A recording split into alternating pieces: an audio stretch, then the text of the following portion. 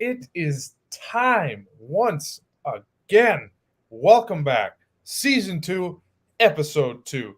Dustin and I are with you again with a special guest joining us in a little bit, which actually let's start there because that feeds into we got some news, y'all. So, after much elaboration, collaboration, and creativity, this little ragtag group is we're trying to do better, trying to be better. So in the spirit, it's very small and you can't quite quantify it, but we got a brand new logo that we are debuting. Well, you already saw it in the title card, but we will debut it right now. If you haven't seen it on Facebook or YouTube yet, this is our brand new Lockdown Corner podcast logo.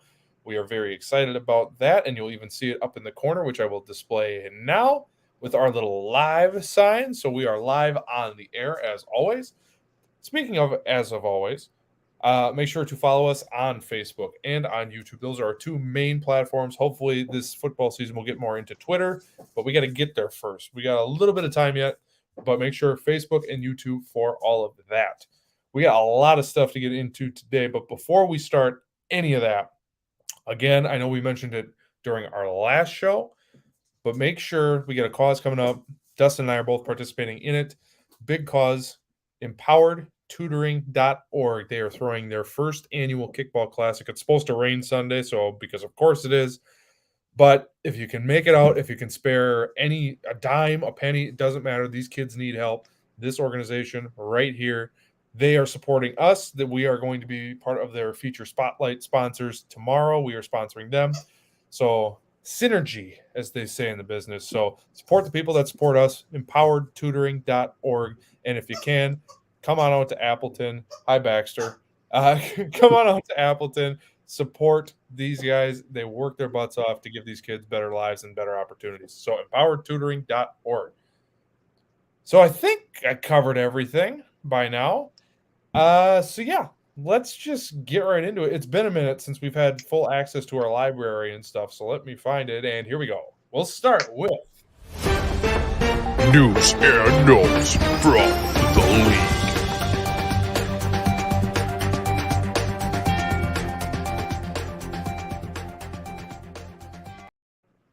all right, so there's a lot going on. It's training camp. So it's August, things are heating up.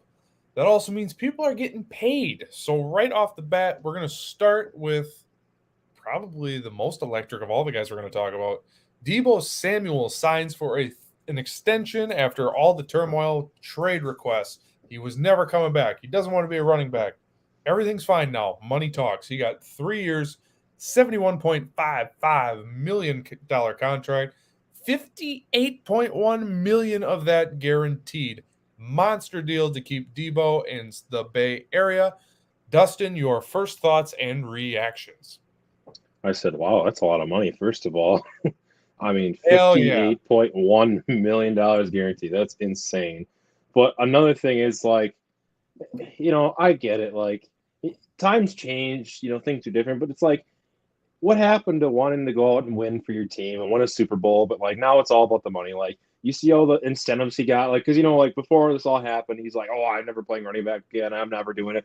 And all of a sudden, after he got the contract, he's like, oh, I'm open to the wide back scenario. It's just like, really, it's like, come on. It's like, they said, you know what, if you rush a certain amount, we'll give you some pay. And he's like, oh, yeah, okay, I'm open to that. It's just like, I get it. You're playing, you're playing football, you're doing that position, but it's just like, man, really, it's like, just play to win. Don't play for money. But yeah, he deserves it. He's an electric player, but I just wish it was different. That's not where I thought you were going to start.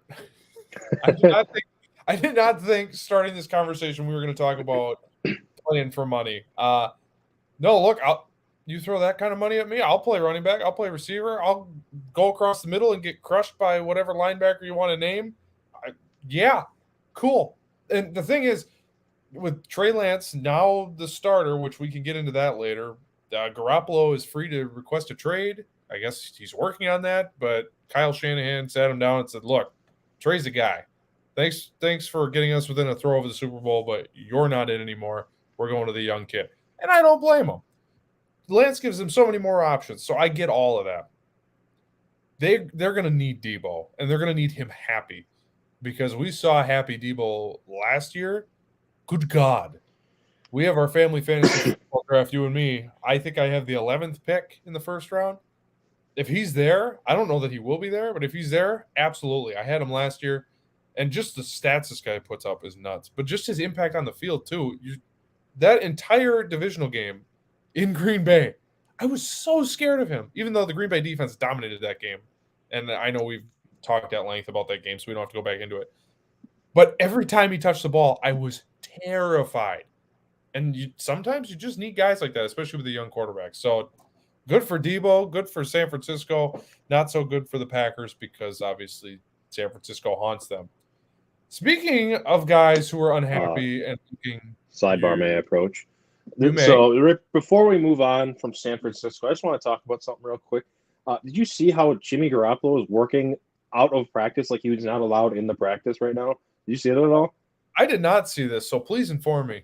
Yeah, so apparently, like, since they want to trade him, they don't want him to practice with the team, which, like, I get it to a point, but it's like he's still on your team, so why? They said, like, we don't want you to practice with us, so he's literally, like, off to the side with his other coaches, like, practicing. I'm like, that's such a bizarre scenario. Like, a guy still on your team says you cannot practice with us.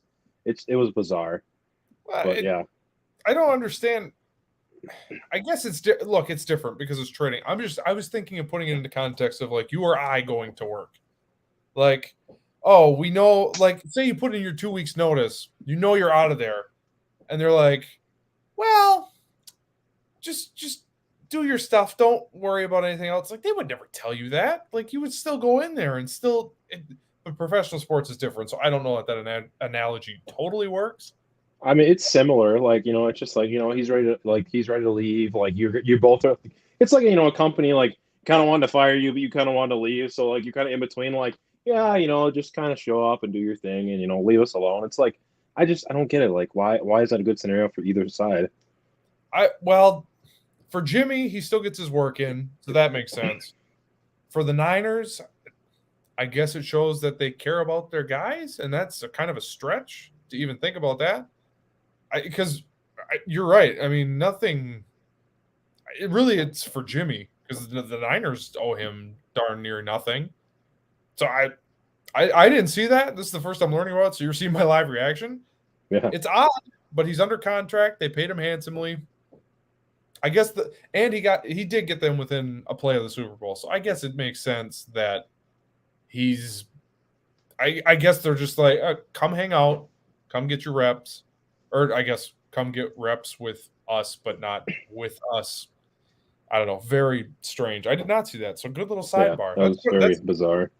That's the best sidebar we've ever had on this program so far to date. Now, granted, we've only had sidebars for, 2 shows? But regardless, speaking of weird situations, DK Metcalf earlier this year, it seemed like he was going to get traded. He wanted a different contract. Russell Wilson's gone. They were rebuilding. Then all of a sudden, it's, wow, they're going to trade Metcalf. They're going to trade Lockett.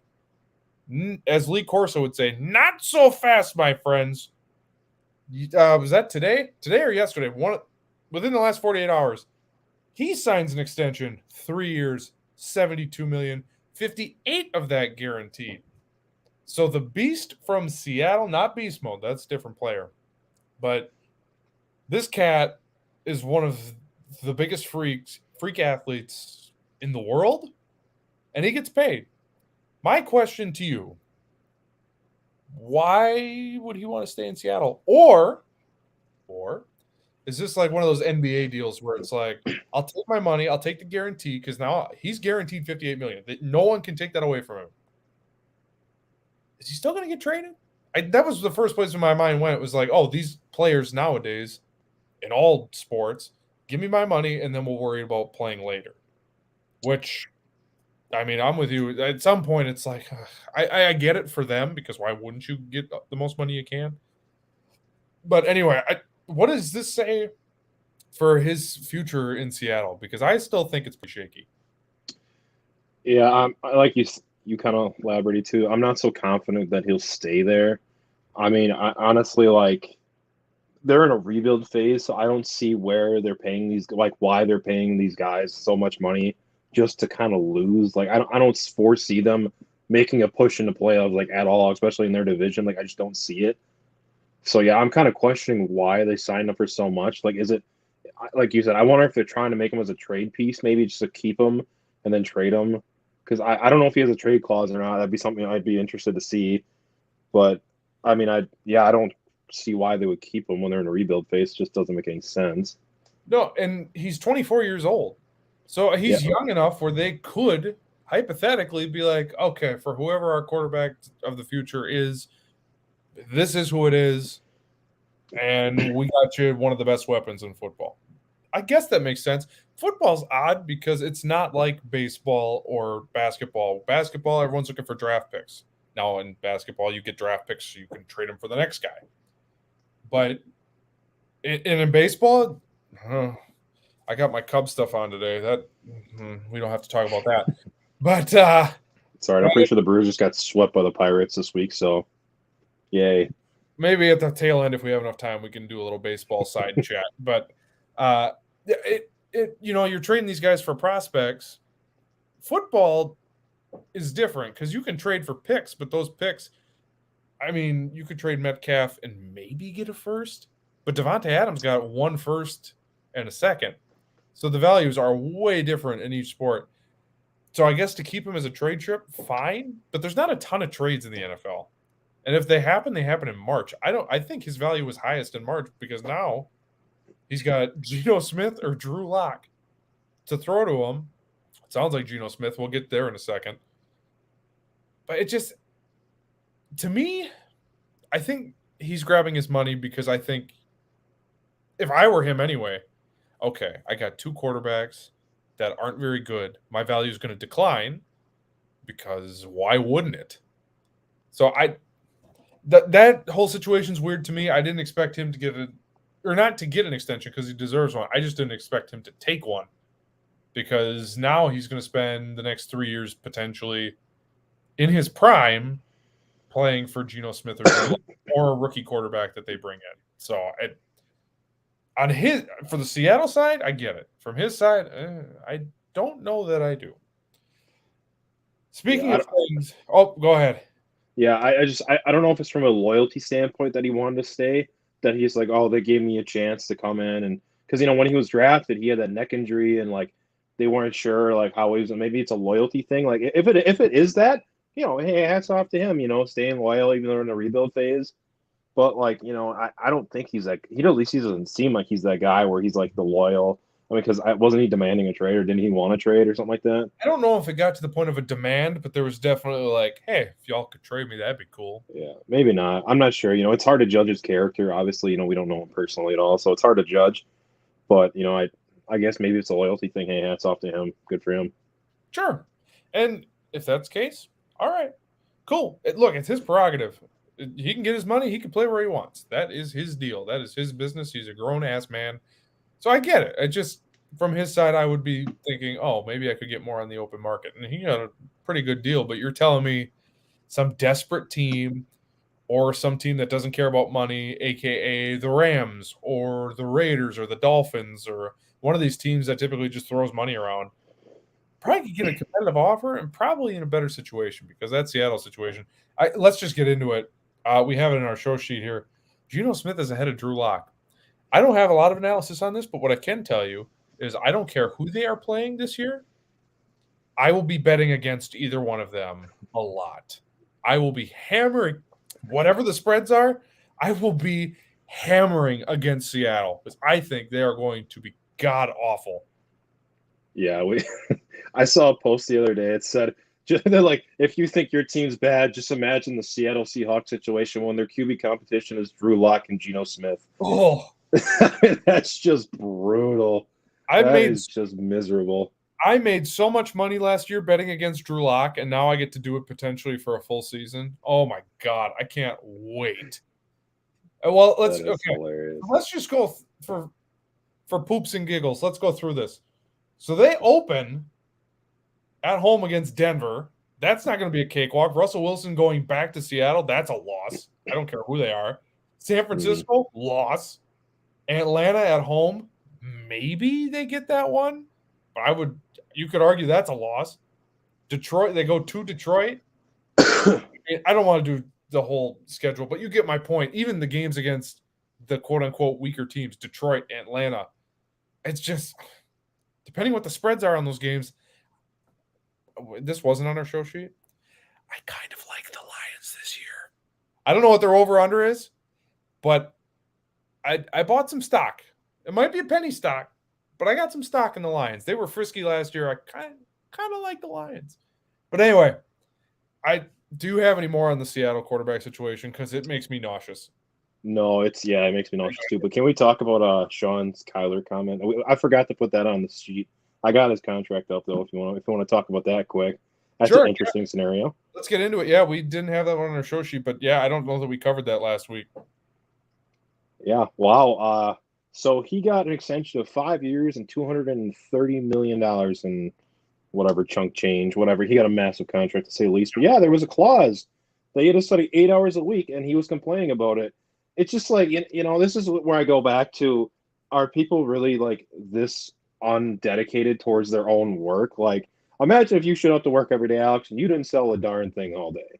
How would your boss feel? I mean, you'd probably get the message, a bunch of swear words saying, get your butt into the office. We didn't have a talk situation. Correct? Yes, that is correct. Yeah. A lot of 4-letter words, most likely. Yeah. A lot of words we cannot say on the air right now, but, it's just because we were talking about the other day. I was having a conversation with some people just saying, yeah, I'm a D3 college offensive lineman and I watch probably 8 hours a week. Like, you need to do that. Like, it's especially as a quarterback in the NFL, you should be watching like 20 hours a week, like easy. You should be watching uber amounts of hours, like literally just like every day. You should watch at least 5 hours. Like if you think about it, like the greatest quarterbacks, they watch so much film. Tom Brady watches so much film. Peyton Manning watches a lot of film. Aaron Rodgers watches a lot of film. Like it's just nuts. Like it is nuts how like undedicated these guys are towards their like careers and jobs. And then they just demand more money and say, "Oh, I want to stream video games instead." Like, oh, okay. Like you're getting paid $230 million and you don't give a what towards this. Like, that is very interesting. Sorry to get dark, but geez. No, I'm paraphrasing. I was trying to find the actual quote, but I'm on Reddit right now, which is not a reliable source by any means. But this is paraphrased close enough to what I did hear. At one point, he said something to the effect of, he did not say this exactly, but he basically outlined that he's so talented, he doesn't feel he needs to film study. He's so gifted and so athletic, he could just roll the ball out and go. Which, look, he's an athletic freak, don't get me wrong, but what makes the great ones great is they put that extra time in. Look, you can think whatever you want of Tom Brady, Aaron Rodgers. Those guys are putting in work, including Aaron Rodgers, who's apparently doing so much work, he's also taking hallucinogenics. But that wasn't on our show sheet either, and I don't really know how to talk about that. But, I mean, these guys are doing everything they can. The Dolphins are getting busted for cheating because they're trying so hard to win. So to just say, roll the ball out, I got it. Like, I don't get it, man. You're getting paid a lot of money. Well, and this is the other thing I don't understand. And maybe you can explain it to me because I haven't found one explanation. Typically, when Schefter or Rappaport or any of these guys get information, it comes from somewhere, someone's camp. So again, I'll do the Brian Windhorst thing. Why would the Cardinals do this? Because I don't think that Kyler Murray would embarrass himself by releasing information. Yeah, I don't study. That doesn't make sense to me. So why would the Cardinals do this? You're paying your quarterback a buttload of money. And you come out a day later. Well, there's one small contract clause that he's got to study for. What are you doing? You already had him kind of unhappy. You got him signed. Okay, great. Why would you risk pissing him off more by leaking this to whoever it was, Rappaport or Schefter or whoever? Why risk that? Because if you piss him off, now you have a bigger problem than you're going to have to pay all this money because you're stuck with him. Why would you release that information? Can you explain it? Because I have no idea. It makes zero sense to me. I mean, I'm not gonna lie. I think that front office of the Cardinals is just kind of a shipwreck at the moment. I don't think they know what they're doing. I mean, Maybe. they still have Cliff Kingsbury as their head coach. I mean, that can say enough. I can honestly say with 100% confidence, I don't know how he got that job. He had poor records in college. He had all the talent to make it work, and he sucked. Every year, he was terrible. Look at his record in college. He has not had. I think he's been like just over 500 in all of his collegiate career. It's like, what makes you think he's going to come to the NFL and do well? It never Well, translates. It never translates at all. Well, that's a good point. But everyone right now, you can look across the league. They want someone young, good looking, also apparently appears to be the thing, and offensive minded. LaFleur, McVay, Kevin O'Connell. Is it O'Connell? Who's now coaching Minnesota? I'm not sure, honestly. It's either O'Connor or O'Connell. I can't remember. I think it's O'Connell. I'm pretty sure. Too. I'm pretty confident with that. We're not getting the Belichicks and the Pete Carrolls and the old guys. It's done. It's young. It's innovative. It's creative. And say what you want about Cliff, his offense, at least for the first about 12 games or so, is really, really good. But then the second half, it collapses. Everyone's kind of like, oh, well, it's this again. It's kind of, I would compare it to the Mike McCarthy offense of like the 2017s. Like, it's like, okay, there were so many plays towards the end of his tenure. It's like, okay, play action. They're going to try and hit a deep post down the middle. And 80% of the time, that was the case. It's just, I don't even want to say he's predictable. I just don't think it gets any more creative where McVay is constantly adjusting and there's new wrinkles and you think you see one thing, but then it's like, oh, we're going to tweak one thing. Kingsbury appears to just be running the same slop out there, and it's cool. That'll work for the first half. But what happens in the playoffs when they start clamping down and planning for all that? You get the snot kicked out of you by the Rams in the first round. So we've talked a lot about the Cardinals here, so we can move on with our days. But it just, I don't know, man. There's a lot of bad run organizations in sports, and I don't want to say they're one of them because they've had a lot of success, but I'd go to say they're one of them. I really would. I mean, do you have a top 5 list? Can you come up with a top 5 run sports organizations? All sports. Ooh. This is a challenge. Or do you need a second? Do you want me to stall for you? Ooh, no, I can think of a couple. Number one's the Texans, 100%. I don't have fanfare. Hold on a second. Just an absolute dumpster fire. Okay, so hold on one second. Sorry, we're doing this on the fly, folks. We now have sound effects that we can play, but we're not quite there. So anyway, so explain why the Houston Texans are in your mix. Let's just. I don't remember the last time they went to the playoffs. What was it, like 4 years ago, right? Yeah, it's like 4 years ago, correct? Okay, and then on top of it, the whole Deshaun Watson scandal. TJ Yates, I believe, was the quarterback. Sorry.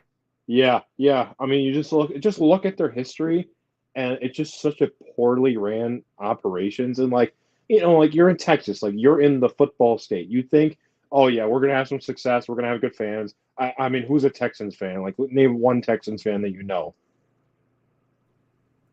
A lot of people when JJ Watt was there, just because of the area we live in. That's about all I could say. Like true fans, though. Like true fans.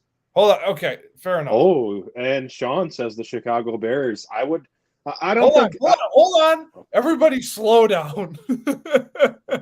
Hold on. Can you go in reverse order 5-1? I can do that. Okay. Let's see. So are we talking like just NFL? Or are we talking all sports here? You can go all the sports. I will give you the entire field. Your top 5. This makes it interesting. Okay. Absolutely. This makes it interesting. And I have sound effects now. Actually, I'll test it before we get into it. But I rescind my Texans number 1. I will come back to it. Texans are number 2. I have a number. Spoil your own list. Sorry, I'm getting ahead of myself. 5. I will go with the Chicago Bears. Ooh. It's not great, but we'll work with it. So the Chicago Bears number 5. Explain why. All right. Well, I mean, first of all, they drafted Justin Fields. We all hate Justin Fields besides Alex and Chris and Sean. and Sean makes a great point. One Super Bowl in 50+ years. Thank you, Sean. And yeah, it's just an organization that again, like the whole. I don't like Illinois in general. It's just me being biased. I just don't like the area. And then number two, their stadium is in a poor area. Like that is such a bad area.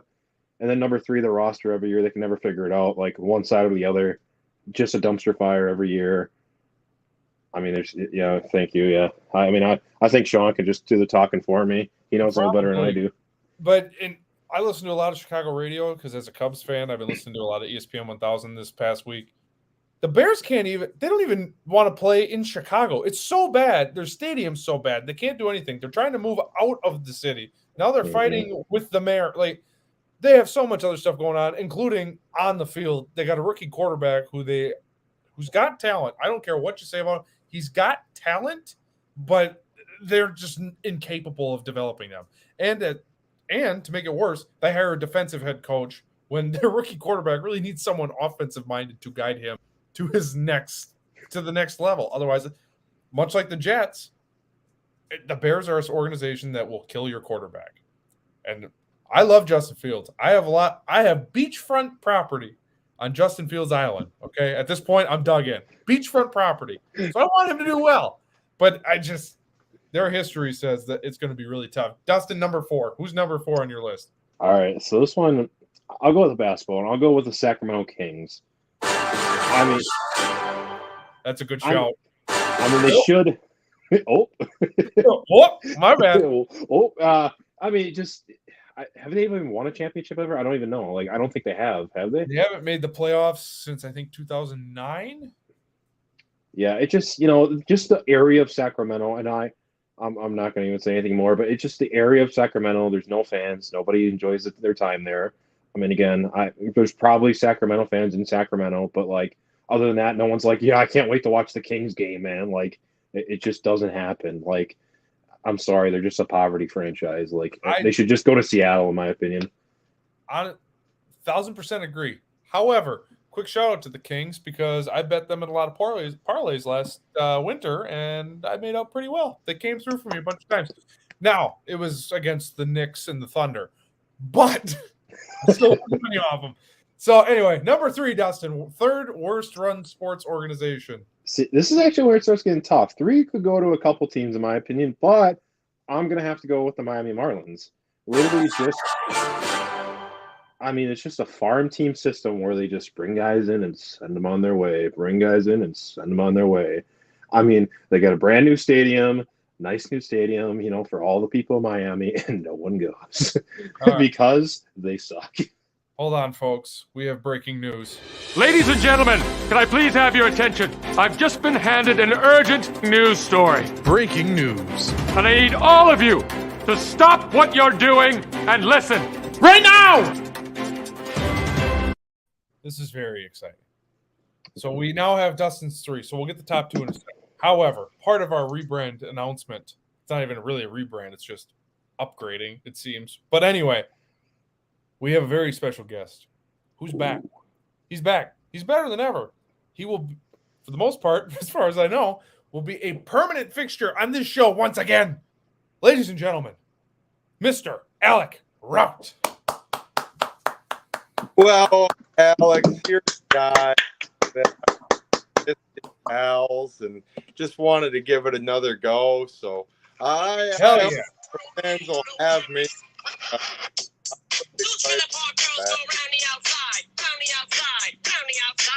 We won't make money off this episode now because you just played copyrighted music. I'm trying to get to the moment, sorry. Please bear with me. There we go. Yeah, you guessed it. He's back. Okay. He's a little late. Okay. He's here now. So, Alec, we're not sure what you heard, but we got sidetracked, and this is very exciting. We're getting Dustin's top 5 worst run organizations in sports. Number 5, Dustin, you want to recap? Number 5, the Bears. You got it. I'll let you go. Sorry. I forgot number 5, but then the Bears. Number 4, the Sacramento Kings. Number 3, the Miami Marlins. Dustin, number 2. is the Houston Texans. That is, I would love to rename them the Houston Dumpster Fires. Thank you for playing it twice. I would like to rename them Houston Dumpster Fires because they just can't seem to put out the fire in the dumpster. It seems like they just got dumpsters one after another. It just nothing ever changes. But And they then have God on their side. The former Sure thing. Patriots pastor is their GM or executive or whatever. Is he the one also paying for Deshaun Watson's masseuses? Oh, hey, whoa, What happened? allegedly. Guy gets Allegedly. slapped around a couple of times, and all of a sudden he's a bad guy. No. I am definitely not pro Watson on this. But We're off to a bad start, Alec. Season 2.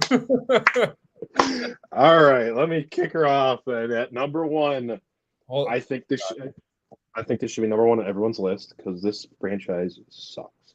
The Oakland A's, everybody. The Oakland A's. that's a good shout. And before I continue, I'll go with Sean said the New York Jets. I'll give them an honorable mention. I'd say they're probably I'll say they're top 8 for sure.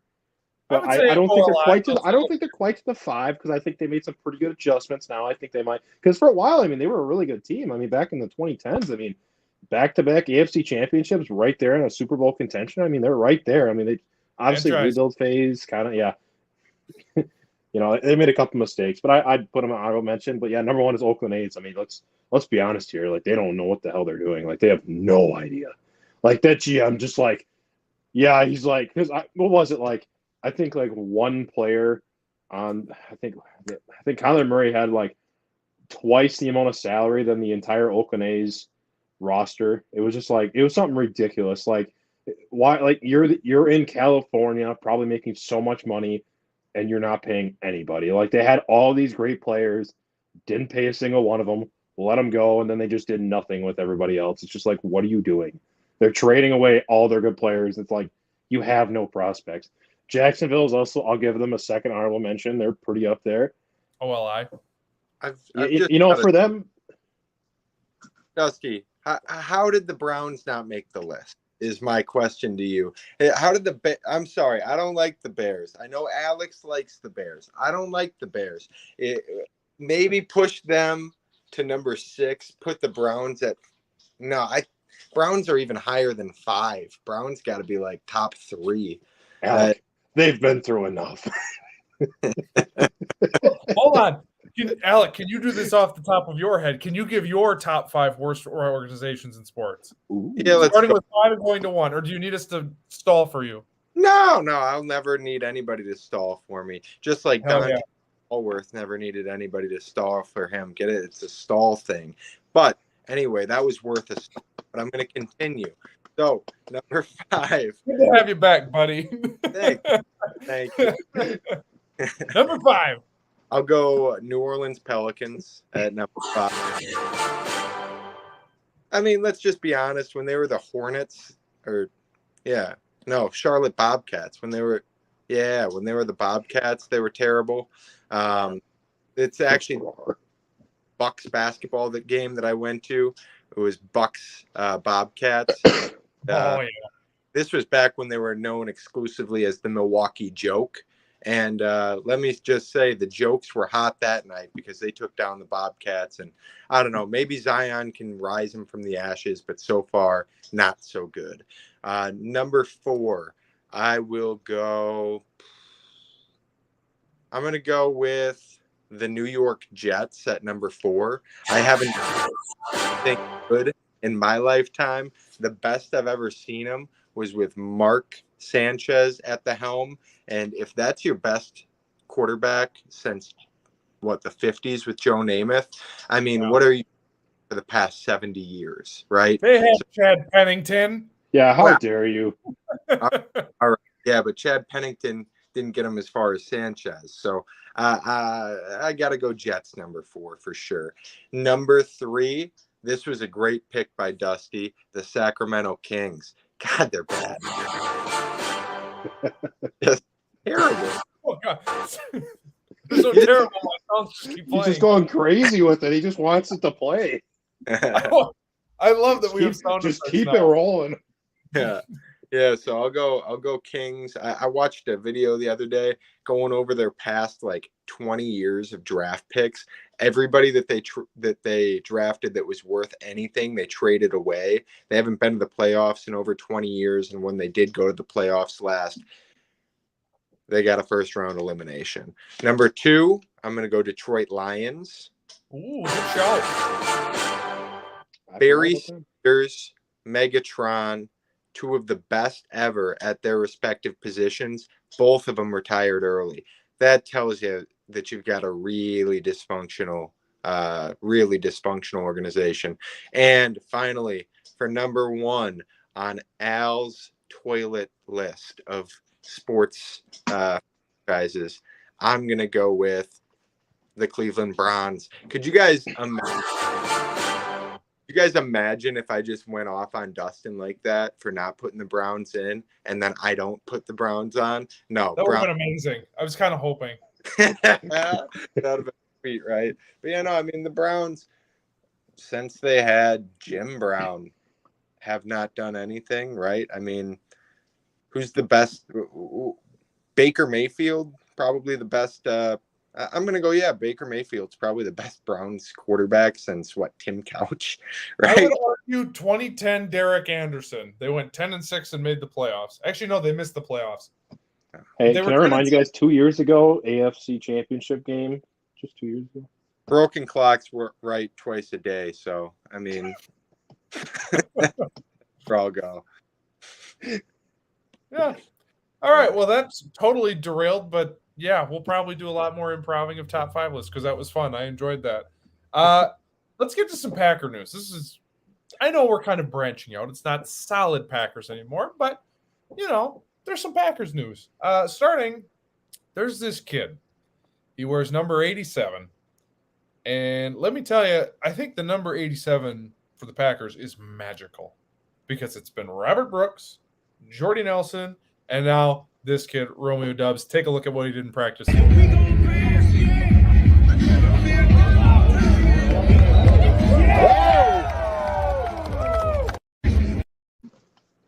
That's a darn good corner in Eric Stokes, who's fast. That's like his big thing. And this kid, not super impressive, but he's got the nickname now, Silent Assassin, Romeo Doubs, which apparently it's Dobbs, not Dubs. I called it last week. Boy, do I feel good about that. Apparently, he's just quiet. He doesn't celebrate. He just torches you, and then it's just quiet. Like, okay, yeah, I did that. This kid is going to be awesome. He's going to be better than Christian Watson, at least this year. Watson's got the athletic freak tools, but Alec, please, Romeo Doubs is a stud, no? Dude, just call me Juliet because I'm in love with Dubs right now. I'm in love with Romeo. So just watching him go, what scares me about this is the fact that all of these highlights have all been on Eric Stokes, who last year was one of the better cornerbacks in the league. I would say that he probably, I don't know the stats off the top of my head, but he was probably in the top 15 as far as coverage stats go. That's probably fair. Maybe somebody could fact check that. But for him to be burning Stokes like that, it may be a great compliment to him. It may show that, he has unlimited potential, but it scares me in the fact that did Stokes take a couple steps back? Did he not put in work this offseason? Or is this kid just already NFL starter material? I guess time will tell on both of those. I'm hoping that Stokes isn't just a more athletic Kevin King, but, time will tell. I have to clutch my pearls. Kevin King, we should have a list of names that we're not allowed to say. I think Kevin King should be one of them. I'm so happy he's gone. Not that he was a bad dude or anything. Just I was tired of watching the Scotty Millers of the world run by him. Dustin, Romeo Doubs, are you all? Hold on. Again, we're still trying to figure out the sound effects. Alec, what was your joke that you made? You're in love? Oh, yeah. So just call me Juliet because I'm in love with Romeo.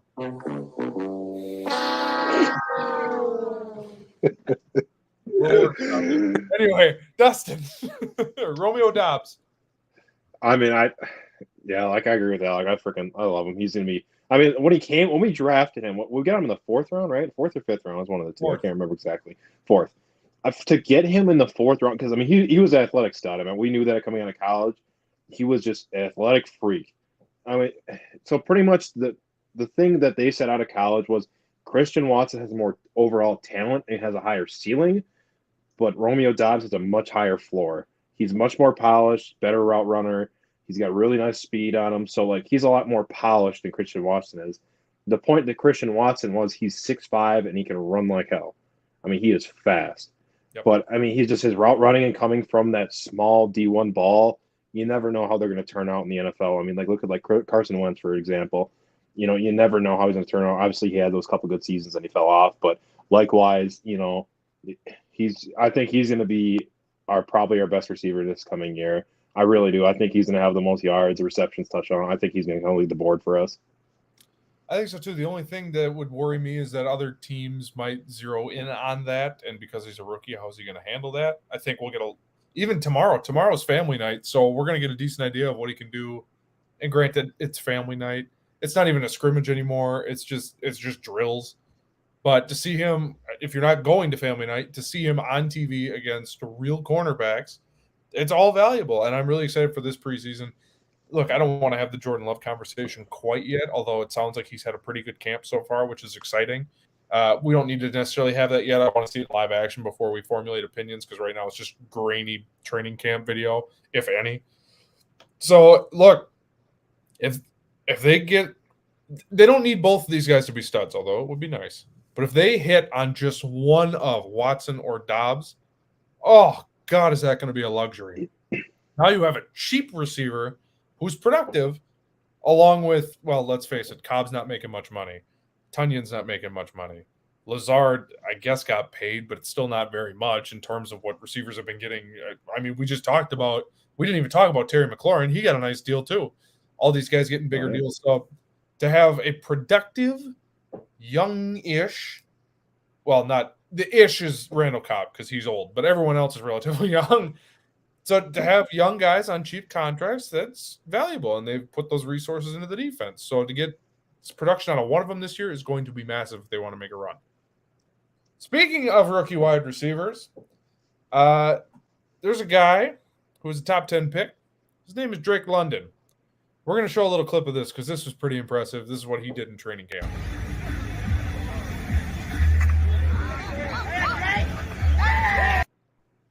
It may not look like much, but he snatched them ankles. That dude was turned around, and all he did was one move to the right and right back to the left. And that dude was lost. So my question to both of you, out of all the rookie receivers, I know we have only talked about 2 on this episode. Who do you think is going to be the most impressive year one out of all these guys? Because in my mind, it should be Drake London. He was the guy I wanted the Packers to either trade up for or get. I don't know if I believe that much in Olave. I think the Saints are going to be weird this year. I know a lot of people say, oh, they'll be fine. The whole thing just seems weird to me between Jameis and Michael. The whole thing's weird. Then we got Garrett Wilson with the Jets. Who the hell knows with the Jets, as always. I mean, so my money, I wouldn't bet a lot on this, but I would say Drake London's probably the most productive. What say you though? Ooh. Yeah, so I mean, I have to agree with you, but I'll go down the list quick. Yeah, so Jameson Williams, obviously, he'll probably miss a good chunk of the season from his ACL tear, the national championship. So, like, I really like Jameson Williams. I think if he was healthy, I think he's the best one in the class. But unfortunately, he's not. So, obviously, we kind of have to rule him out. You can go with Sky Moore, too. Obviously, him coming from, I think, Western Michigan, I believe. Yeah. Yep. Him coming from Western Michigan. He's with Patrick Mahomes, so obviously he's got a great quarterback situation. But, you know, you just kind of don't know because he came from kind of one of those smaller D1 schools. And, again, you don't know how they're going to transition because look at Corey Davis. He came from Western Michigan and kind of never really did a whole lot. And Corey Davis coming out of college was an athletic freak. Yeah, I think he's also 6'4", ran a crazy 40, and he ended up being much. Top 10 pick? So, yeah, top 10 pick. He was kind of a wash. You know, he's kind of dust in the wind. But and then Garrett Wilson, you never know how Zach Wilson's going to be. He may be really good this year. He may be bad. You just never know. And then obviously, like you said with Chris Olave, they got Jarvis Landry, Michael Thomas, and Alvin Kamara probably taking a lot of targets away from him. So I'd have to give it to Drake London. Yeah, my mind immediately goes to Drake London because I think that he's probably the best overall. However, who do the Falcons have tossing the ball? Is that still Mariota? Is that who they Super got? Mario. Yeah, Mariota. I don't buy it. I don't think that he's going to be very productive just based off of that fact alone. I am going to go with.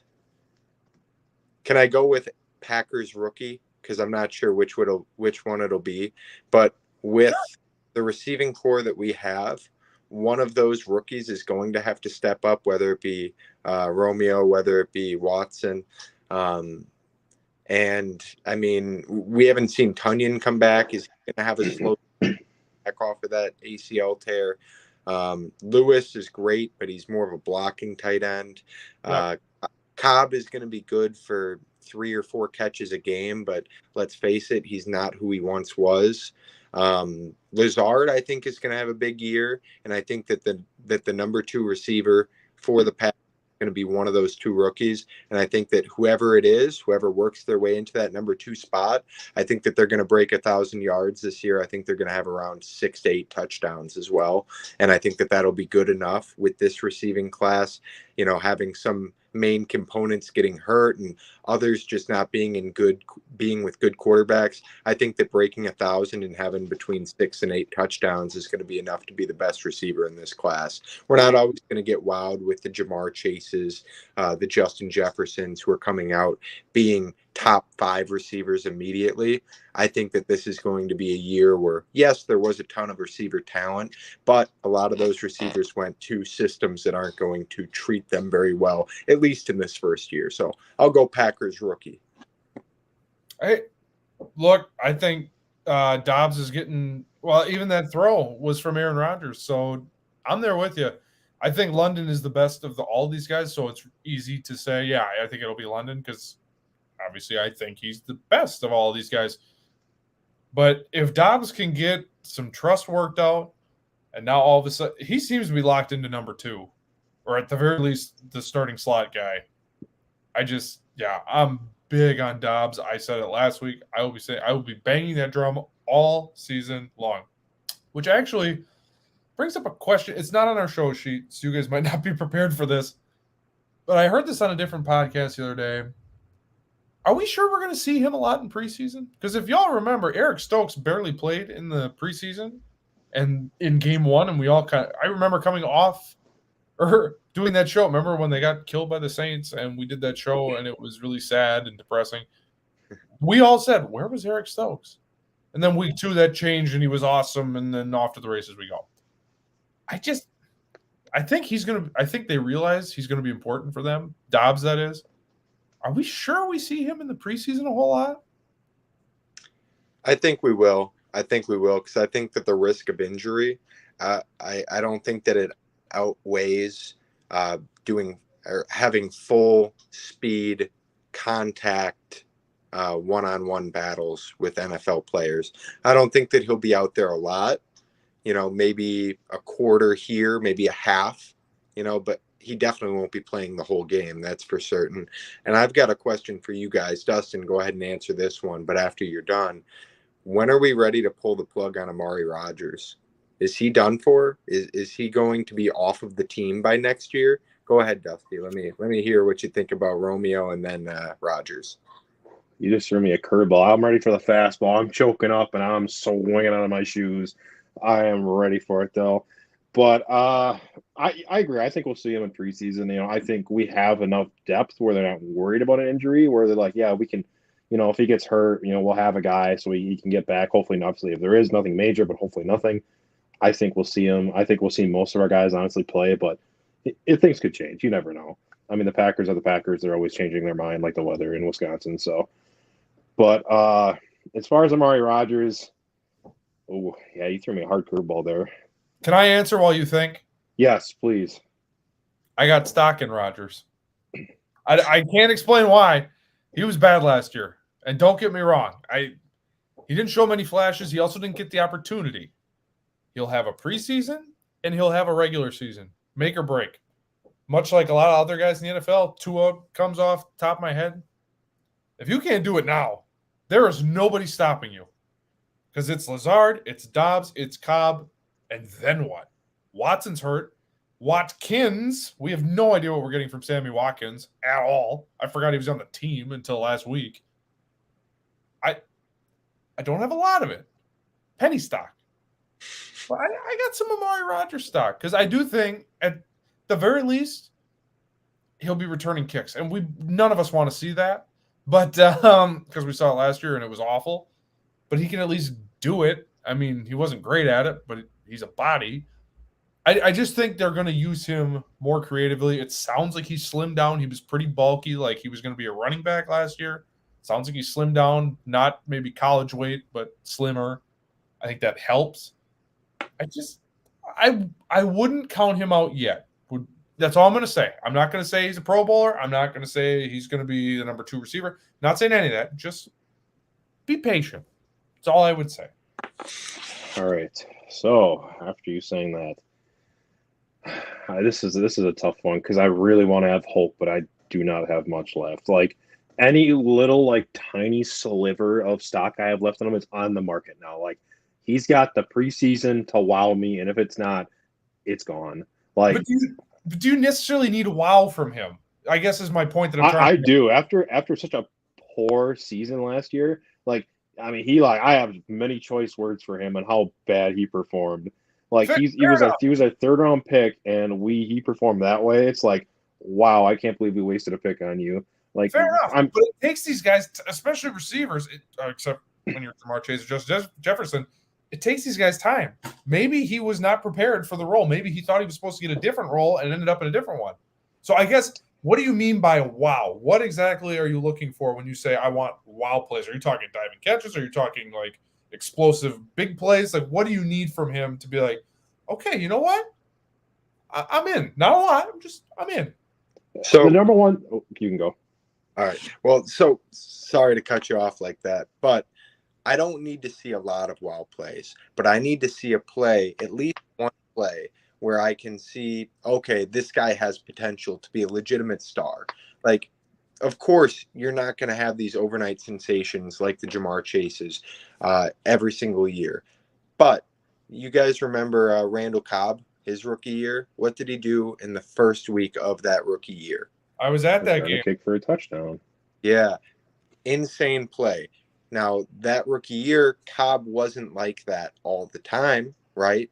But he had his moment, and then he built off of that with consistent play. I think that that's what Rodgers needs. I think that he needs to have at least one wow moment and then just consistently be that 7-yard a target kind of guy. Eventually breaking into, being able to make guys miss, getting to the second level, getting, those 20-yard chunk plays. I don't need that. I don't need him to be getting, 3 catches for 90 yards every single week. But I also can't have what I saw last year because, yeah, he didn't have all the chances in the world. And honestly, Rodgers forced the ball to Devontae way too much throughout the year. But in the moments that he did have to shine, he completely blanked the bed.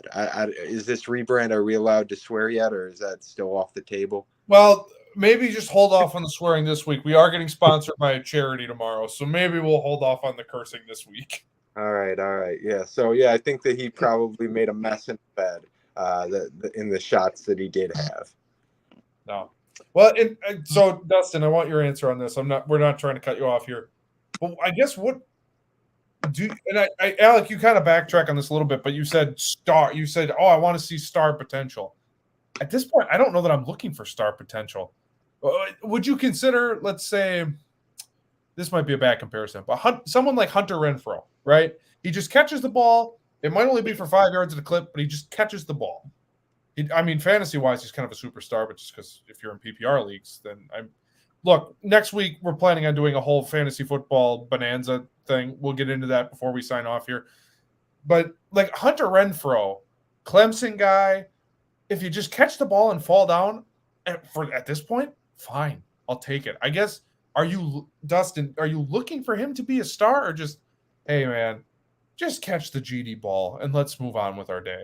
Well, at least in year 2, maybe as we get further in his career, maybe. But I'm not looking for him to be a star. Just catch the ball for it. That's all I care about at this point. So here's my number one thing that I had a problem. Like, this is my biggest issue last year is he didn't buy in. So like he didn't want to return punts, didn't want to return kicks. Like that's the number one thing where I say he's got to wow me. Like, just put in the effort. Like, put in the blanket effort. Like, just put in the effort to be better. Like, it didn't even seem like he cared last year. That's why like I have almost no stock in him, because like they're giving him these roles saying, oh, we want you to be a part of the system, and he's just like, I don't want to do it. He's just like okay, number one, like our special team sucks, so like we're asking you to do it. Like, we need somebody to do it. Like you need a spot, you need to prove yourself, and you're saying no. That's why I'm gonna say, wow, like go in, step up, and make a play. Like, honestly, like again, he, like you said, Hunter Renfrow, like a role player. Like, that to me, that's a wow. Like, if he can come in and just make a couple catches, crucial catches, it's like easy dump passes where it gets its first down. Like, that's a wow play for me. Like, oh yeah, wow, that's a good play. Like, got its first down, move the chains. Like, to me, that's a wow play. Like, I don't mean like diving for catches, because like obviously that's superstar level to me. Like, if you're making those plays, like you're really good. Like, you're a number one. To me, like if he can get in that spot where he's our number 3, it's like, yeah, wow, like you're good. Like, you're on the team. Like, you're starting. Like, that's a wow level. Like, he's not superstar level by any means, but like just wowing. Like, hey, like you're putting in the effort, you're getting better. But like again, if I don't see any improvement at all, it's like it's gone. Yeah, and I mean, honestly, like, I'm not saying this. Like, this isn't me. This is what I've heard from various sources, is that when Amari Rodgers said that he didn't want to return those kicks, that he wasn't willing to be that guy for us. This isn't me again. I'm just the messenger. But sources say that a lot of people thought that he was a lot like Josh Jackson with his attitude. Not me saying that. This isn't me. But sources say that he was a lot like Josh Jackson with that mindset. Are we allowed to say that? I don't think we're allowed to say that name. Yep, I think Josh Jackson goes on the list of we'll call it the Kevin King list. I think Josh Jackson's on the list. Actually, you know what? We are wrapping up here. We're almost at the hour mark. We did have a couple things to get to very quickly. Baker Mayfield had this throw. We'll show you that.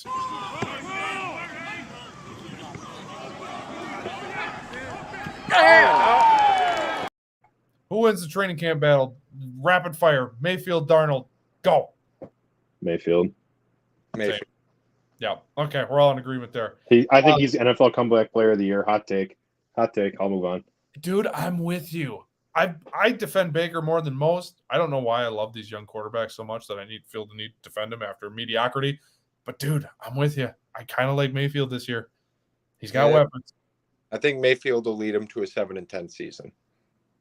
And honestly, I think they'd take it after the Darnold experience. Yeah. I think they'd be over the moon. We're also okay. So we're running out of time here, and I do want to go random Packer of the week. I think this week we should just do the names of these people who we're not allowed to talk about as random Packers of the week. But anyway, we will have. I don't have imaging or anything. We're gonna have a segment coming up. It's gonna be kind of like a football funnies deal. We're gonna call it Another News. So we did all that. In other news, this happened.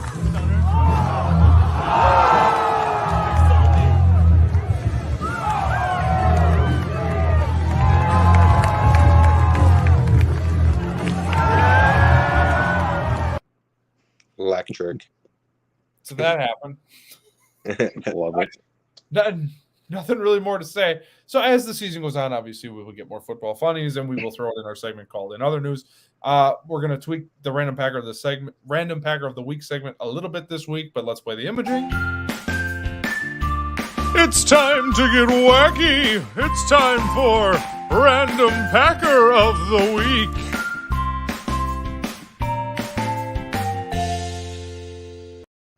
All right, so each of us should just go through and name a player that should it's like a curse word when we bring them up. We got Kevin King and Josh Jackson. Any other nominees? Who? Brandon Bostic. Oh, that's a great one. I don't know that we're gonna do better than that, honestly. Ooh. I don't know. I don't know if we're gonna do better. We I were was trying to think, who was the special teams coordinator last year? He's got to be on the list. He was so insignificant. Marcel something. I can't remember his last name. On the list. Marcel something. Yeah. I don't for the life of me I don't remember his last name, but I know it's Marcel because I think I said certain words during the playoff game when we were there, Alec. I said something by them, blank you, Marcel. Something along those lines. But no, I have to. Can you guys stall? Because I can't really think of anybody right now. I'm not gonna lie. You put me on the spot. Can I nominate J.K. Scott? Or was he was just good enough where I don't know that he belongs on this list? He's right on the fringe. He's sitting on the fence. Okay, we'll say OLI. Speaking of punters, John Ryan should be on there because he threw that touchdown pass for the Seahawks on the fake field goal attempt. I think it was the same game that Bostic fumbled that onside kick.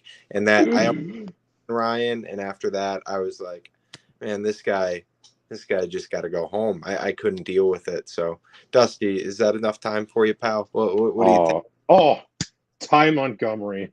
Oh, hell yes. God. The Rams game that I think the Rams were undefeated that year. We were playing and we were up. All he had to do was just not fumble. And what did he do? Just take it in the end zone. What did he do? He said, "Oh, I'm gonna take it out." Who? Sorry, I was working on sound effects. This one's it's only a second long, very tight. But yes, Ty Montgomery, he's on the list. For sure. Go ahead. Can we put EQ on there? Equanimeous St. Brown. Can we put him up there? I think he's pretty up there. He dropped that 2-point conversion in the Buccaneers playoff game right in his hands, right in the breadbasket. I would. Oh man, that's a tough one. And this one gets me because I saw an article how he blamed the Packers because they didn't give him a chance. It's like, dude, you literally had butter on your fingers the entire time. Like you couldn't catch a cold. Like, what do you want us to do? Well, if that's true, then he's on the list twice. Yeah, because he's now on the Bears, so that gives us another reason. Oh yeah, so yeah, EQ, you're on the list. Zadarius Smith. Yes. For sure. And actually, what's really sad, you two can talk for a second. Hold on while I dig in my closet for something. Also, now we didn't touch these news and notes, but I'm going to touch it quick now that I have time. How about the Dolphins losing their first-round pick this next year and their third-round pick in 2024 for tampering? Sorry, that is crazy. On audio, I just busted out my Zadarius Smith jersey because he wasn't my favorite Packer for all of a season, and then everything went to hell. I really like him too. Yeah. He was just so much fun and just energetic, and he seemed like he liked it here, and that didn't happen. We should touch on the Dolphins story before we go here, so this will be the last thing we talk about today. Look, I know this might be a ridiculous take. If I'm a Dolphins fan, your owner's trying. He's so obsessed with winning that he's willing to cheat. The only problem is they got caught. May I approach? Yes. We're just going to forget about the whole can I think of the coach's name? My God. Oh, Brian Flores. We're going to forget about that, though. Well, he blew it up because that was all going to happen. And then Flores filed the lawsuit and the whole thing fell apart. I was going to say, I get your point. They're trying to win, but then, is it almost just is it a shipwreck at this point? Is it not just trying? It's just these guys are kind of scumbags. Yeah. But at this point, I just assume everyone in the NFL is a scumbag. Between the Watson thing, between the rampant racism, but they're going to solve it by stenciling end racism in the end zones. The whole thing is kind of corrupt. College football is corrupt. Everything about football is not great. But yet here we are making a podcast talking over an hour about how much we love football. Yeah, I think that it's the bright spots in there, like the Aaron Rodgerses of the league. Really bring that. Is he a bright spot? Are we sure about that? Can we play that game? Are we sure he's a bright spot? Oh yeah, he is, man. He really won me over now. So with the hallucinogenics, is that what won you over? Yeah, absolutely. That's what won me over. Hey man, They made him good enough to win back-to-back MVPs. I say head back down to Costa Rica. Let's see if we can't run this thing to the Super Bowl, brother. All I have to say is if you're with Aaron Rodgers, don't drink the Kool-Aid. That's all I have to say. Or do, because you're a back-to-back MVP. Oh, yeah. Hey, I get he's a back-to-back MVP, so I guess if you got to drink some wacky juice, then go for it. But that's a nah for me, dog. But anyway, Alec, we didn't get your thoughts on the Dolphins. Any Dolphins thoughts before we take off here? I think that it was genius of Bill Belichick to somehow be able to stick it to his division rivals. You saw that, like, his text messages. That's right. Yeah, That's so how it all started. that man's playing 4D chess. Like, he accidentally texted them a congratulations. Really? You're Yeah. so right. Somehow Belichick wins. This whole thing is just Belichick wins. I forgot all about that. They're That's what talking. started the whole Flores thing, and that totally nuked the Brady to Miami thing. Dude, they were probably. I honestly don't think that it was ever Brady wanting to go to Miami. I honestly think that it was like Bill, like, pulling Brady aside before he left. Like, hey, Tom, just one more thing before you go. Why don't you go and talk to the Dolphins, and we'll be on to the next one, but they will not be on to the next draft. And that's the way that it went, I think. Can I just say that was one of the greatest Bill Belichick impressions I've ever heard. Feel free throughout this entire season to sprinkle that in whenever you want, because that was fantastic. Thanks, man. Yeah, like, I'm gonna give you my cutoff hoodie, and we're gonna get you a headset. I just want you to be Bill Belichick for an entire episode. That's all I want. Please. That's I would die happy. Halloween this year. I'll be Billy. Oh my God, that would be incredible. That would be All right. hilarious. Any other thoughts before we wrap up? We kind of went late today, but we got a lot to talk about. Alex back. We're rebranded. There's a lot of stuff going on. But any other thoughts, parting words, anyone you want to throw on the list before we leave? I would not. This is a weird nomination. Actually, that's a terrible nomination. Never mind. I was about to say, for whatever reason, Brandon Jackson, but he was on the Super Bowl team, so I think that whole Super Bowl team is kind of exempt from the whole list. I think if you're on that team, you're Yeah. fine. I'd say so. Ooh, Greg Jennings. How do we feel? Yeah, he's got to be on there. Put him on the list. I like that one. How about Jermichael Finley? How do we feel about that one? Yeah, I'd put J. Mike on there, honestly. Especially after my boy Aaron went and visited him in the hospital after he broke his neck, and he still decided to, share national TV. I'm a fan, but yeah, you're right. He's on the list. But all right, that's going to do it from us. But before we go, please, again, I know we talked about this earlier in the show, but again, please support the people that support us. EmpoweredTutoring.org. They have their Kickball Classic, their first annual one this weekend. It's going to be super important to them. If you can't make it, if you're out of town, out of state, whatever the case may be, make sure you visit this website to learn how to donate. It is the school time. If you want to donate school supplies and send it to them, they are taking that stuff. We're about into the school season. These kids need help. This organization helps them. Support the people that support us. EmpoweredTutoring.org. Make sure you reach out to them if you are willing and able. As far as we go, next week we will be back. Sounds like we're going to do our first ever fantasy football bonanza. We kind of have plans. I don't want to spoil anything. If we can make it work, 3 of us will be doing a fantasy football mock draft live for an entire show, and we will be chopping it up with some fantasy football information. Follow us on all the socials. That would be Facebook, YouTube, Twitter. Facebook and YouTube right now are our current main ones. As the season goes on, Twitter will be more of a mainstay. But for now, if you want any of our stuff, make sure you are at least locked into. See what I did there? And now I can't find the sound effect. He said it. So make sure you are tuned into our Facebook and YouTube. YouTube, just Lockdown Corner Podcast. You'll see our brand new logo up there that has been updated. Same with Facebook. Make sure you find us on all of there. And really, just thank you guys. We're season 2. We're only 2 episodes in. We got a long way to go. We got a full, 6 months of football ahead of us.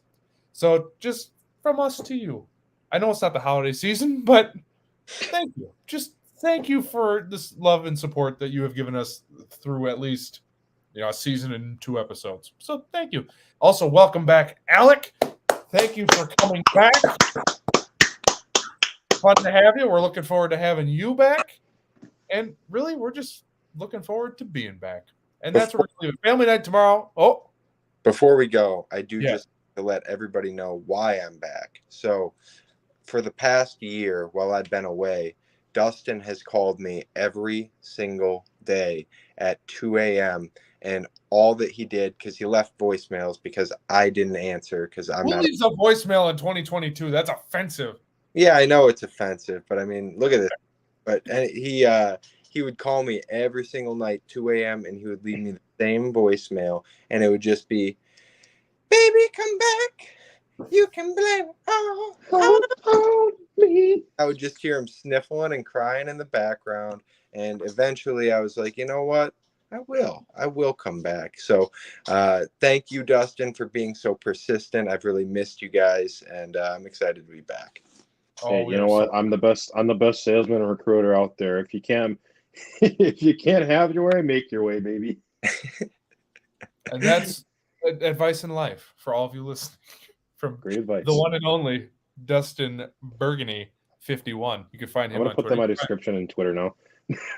I would. That's your new bio. Just that little blurb. If you can't have your way, make your way. I like that. And that's a good note to end on. Family night tomorrow. Enjoy that. If you're going, obviously be safe. Weather's supposed to be nice. Make sure you stay hydrated. And yeah, that's all we got this week. Thank you for listening. Thank you for tuning in. We will see you next week. And as always,